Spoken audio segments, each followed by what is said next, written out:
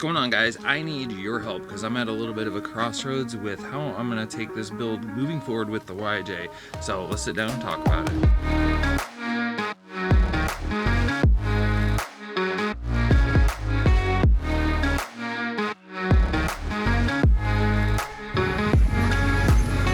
Some of you might remember a few episodes ago I built this cart to hold this kick-ass Kingpin Dana 60. This is the axle that I searched for forever because it's like super easy to maintain the leaf springs on the Jeep.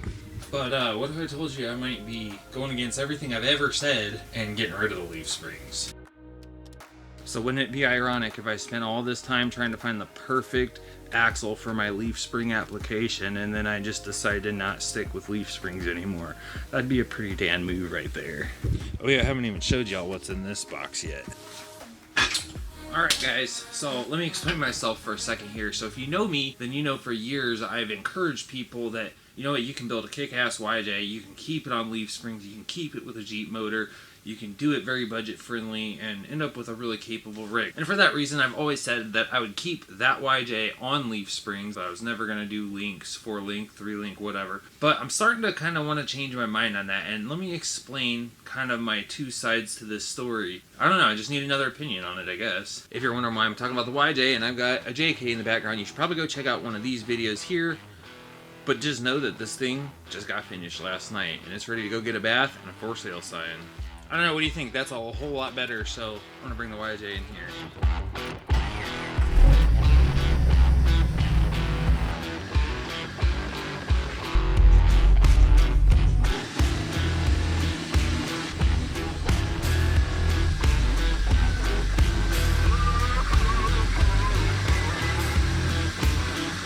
Now that is a much better backdrop, if you ask me.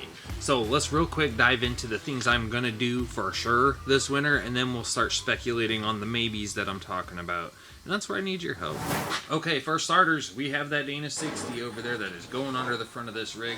The other thing we're doing is we're getting some bigger shoes. These 37s, they were cheap at the time, it was what I could afford, but I've already ordered some new tires. They are not gonna be here for quite a while because they're back ordered, but they're coming. So let's play a fun little game here. Drop it down in the comments. What tires did you think I ordered and what size? Closest person, I'll send you out a sticker. So I've got about 2 seasons on this setup, and one of the things that I think that it needs the most is just more wheelbase. So currently I push the front axle forward 2 inches and the rear axle back 3 inches, and that is all I can get without going to a fuel cell in the rear and either going to an Astro steering box in the front or full hydro steering, which would kind of take the street ability factor away from this. And if you know me, or if you've been around since Jeep forum days, I've always kind of said that no matter how much I build this Jeep, I want to still be able to drive it on the street. So that's where I'm kind of like, I've always towed that line between street ability and capability, and I'm starting to think maybe I should just get 2 Jeeps. Maybe I should grab a new Jeep and make it kind of my drive around Jeep and then just go full ham with this one.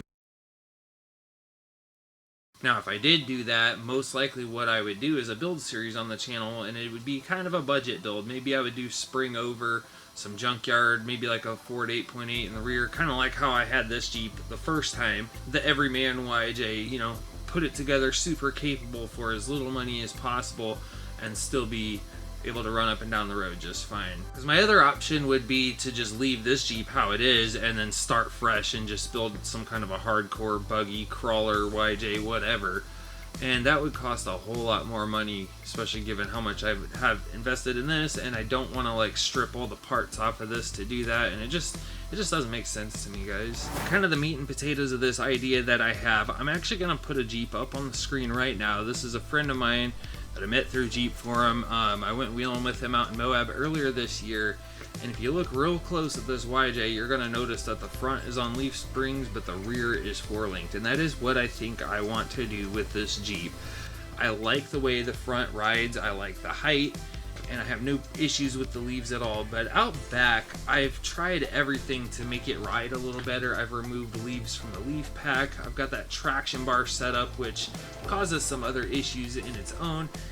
And to me, it just makes a whole lot of sense if I'm gonna try to stretch it back rather than move the spring hangers and reinvent the wheel with all that stuff, I think I'm just gonna 4-link the Jeep, guys. Now, I don't know if I'm gonna get right into that or if I'm gonna do the front axle swap first, but I think I can push it back 5 to 6 more inches from where it's at now. So as I said earlier, that means I need to go to a fuel cell. Luckily, I have a 20-gallon fuel cell right up above my head on this little mezzanine. I hate fuel cells that go behind the back seat though. So what I'm thinking is actually turning it sideways in the rear of the Jeep and then just switching to a single bucket back seat for the Jeep. There's really ever only 1 or 2 people with me when I go wheeling, so I think 1 back seat would be plenty. So next on the list is a 4-speed transfer case. Now, I talked for a while how I really wanted to go out and buy one of those Midnight Metalwork rock boxes with the doubler, so it would be a 4-to-1 and a 272-to-1, and when you combine that, it's like a 1088-to-1, I believe. And you have front dig, rear only, you got all those options. They're really far out on their ordering process, like 16 weeks last time I checked, and I had somebody suggested me to check out Behemoth Drivetrain, so I'm kind of looking into their units right now. The thing that's really cool about them is, even with the doubler, it's almost the same exact size as the MP231, so wouldn't have to modify drive shafts. Now that all goes out the window if I push the axle back. But I have that AW4 transmission, which is 4 inches longer than a stock YJ transmission, so my drive shafts were already pretty short, my rear one that is. So no matter what I do, I'm probably gonna have to modify something, but that is definitely in the plans. So before I go tearing this thing apart, I kind of want to leave it together because January 7th, there's a snow run with the Jeep Club that I run around with. So I've got a few things to actually get fixed on this thing. I don't know if you watched a couple videos ago. It's making some real bad noise when I start it.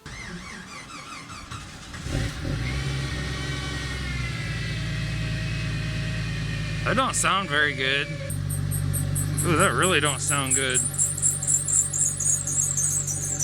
And the last time I went wheeling, which I didn't make a video, but when I got done, the Jeep kept dying on me, and it kind of seems like maybe the crank sensor's bad, and I do have a spare, so I might pull that off and swap that out. And I got plenty of work to do on that Dana 60, stripping it down. So actually, when we do get started on this, that'll probably be the first video of that, is just stripping that axle and going over that stuff. I think my power steering pump's going bad too, so luckily I've got a spare one of those, so I might tear the front of this apart and swap that out, see if that noise goes away. So one more thing, man, I really have some of the coolest subscribers, and I was blown away by what somebody did for me. One of my subscribers, they messaged me, they were so happy about one of my steering videos, helped them figure out their rig, and I honestly, I don't even really know how to say this, but they bought me a 35 spline aux locker for this front axle, and I'm blown away that somebody would spend their hard-earned money and take the time to just be so grateful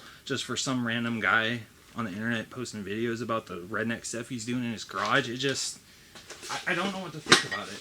So you know who you are. I wanted to give you a shout out, but you wanted to remain anonymous. So from the bottom of my heart, thank you so much for this, because it's just going to help me get this build rolling along a whole bunch sooner. So thank you. So you might have noticed that Yankum Ropes banner back there, so don't forget, if you use this promo code I put on the screen, y'all can save 5% on some of the best recovery gear out there. Okay guys, so if you're not already subscribed to the channel, hit that button so you don't miss what I end up choosing for this build and all the progress going forward, because you know damn well we're making some videos about it. Anyway, thank you for watching. I really appreciate it. Give me a thumbs up, and I'll see you in the next one.